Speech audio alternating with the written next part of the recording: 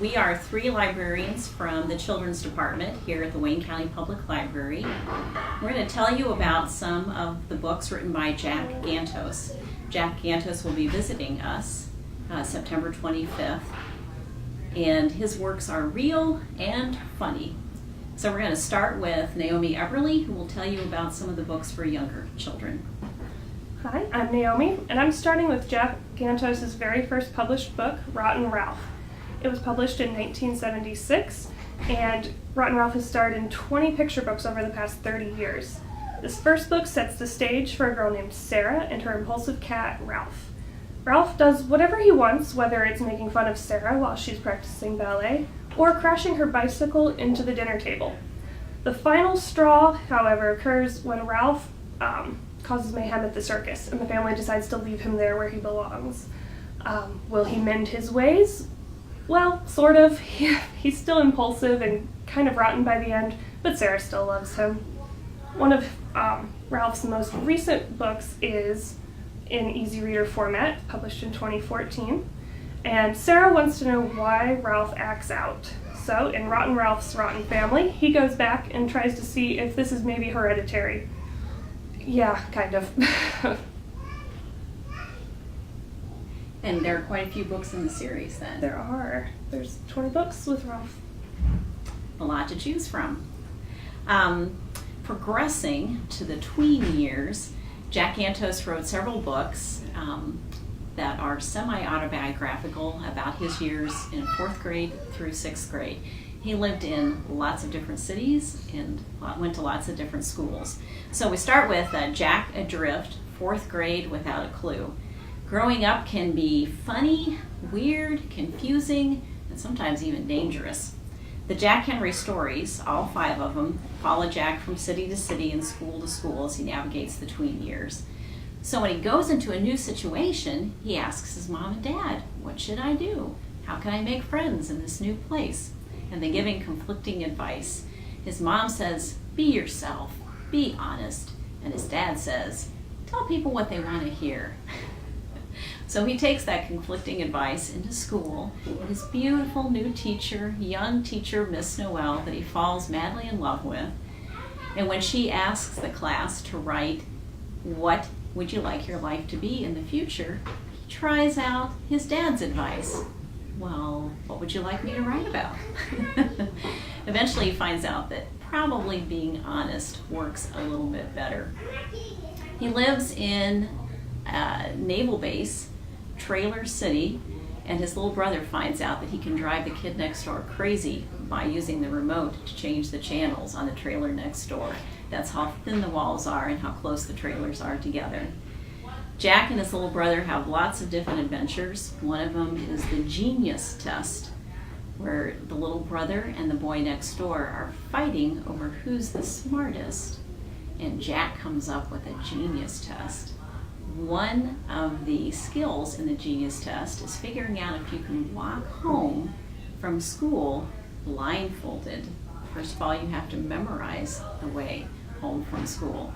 And when the test is just about to start, who pulls up and offers Jack a ride in her lovely car but Miss Noel, that beautiful teacher? And Jack hops into the car and leaves his little brother and the boy next door to walk home blindfolded by themselves. That's just one of the ventures in Jack Adrift, 4th grade without a clue.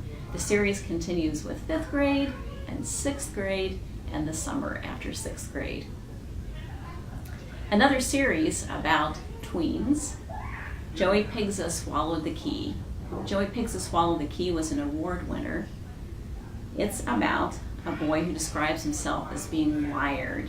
Wired bad, wired mad, wired sad, wired glad. He's a very active child, as are his grandmother and his father before him. It follows Joey as his mom returns home and tries to figure out how she can help him. Wired and confused, but trying to do the right thing. Joey PIGZA Swallow the Key. Yes, he swallows his latchkey. Just one of his many adventures, also including climbing to the top of a barn rafter.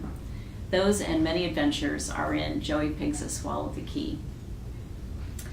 Some more books that Jack Gantos has written, another award winner that Nick is going to tell us about. Yeah, Dead End in Norvelt is kind of the next age progression for the Rotten Ralph Joey to actual Jack Gantos. So he kind of ages the same character more or less in different formats.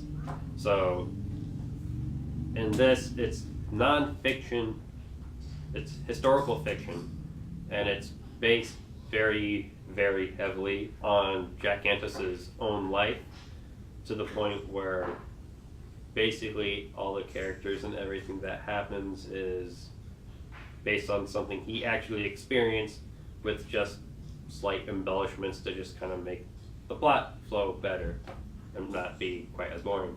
So it's taking place over the course of one summer in the town he grew up in called Norvelt, which was an Eleanor Roosevelt built town that's quickly dying. And Jack, being like Joey or Rotten Ralph, naturally gets in trouble frequently and spends the entirety of his summer grounded, which leaves him trying to find any number of ways for him to have some kind of freedom, one of which would be visiting the elderly medical examiner, obituary writer / town historian. So he spends a lot of time with her. The first time you see her, she's actually cooking her hands in paraffin so that she can rework them. And the character of Jack Gantos in the book, that also is something he suffered with, has frequent nosebleeds. So anytime he gets nervous or starts lying or sees something he doesn't like, his nose just starts gushing blood. So there's a lot of like humorous incidents that come out of like what's happening. The character of Jack is very lively in how he chooses to phrase things. You see some of the ADHD from Joey PIGZA still kind of carrying on, and how he trails off in what he's thinking about and doing.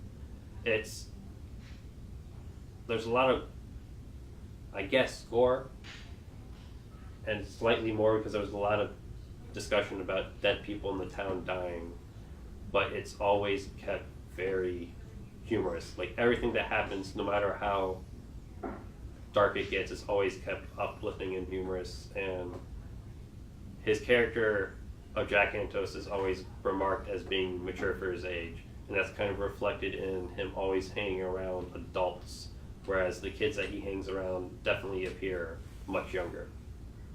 And it is actually a Newbery winner, and he has a sequel to it too. From Norvelt to Nowhere. Yeah. Mm-hmm. And the audiobook for Dead in Norvelt, he narrates the audio for it, which we have through Hoopla, and we have a book on CD version, and he does a very good job at narrating his own books. The comic timing is Yeah. fantastic. Yeah. These books and more by Jack Gantos are available here at the Wayne County Public Library. Please feel free to give us a call or stop in and let us tell you more. I'm Diana Rice here at the Children's Department. Nick Starr, Naomi Everly. Thanks for listening.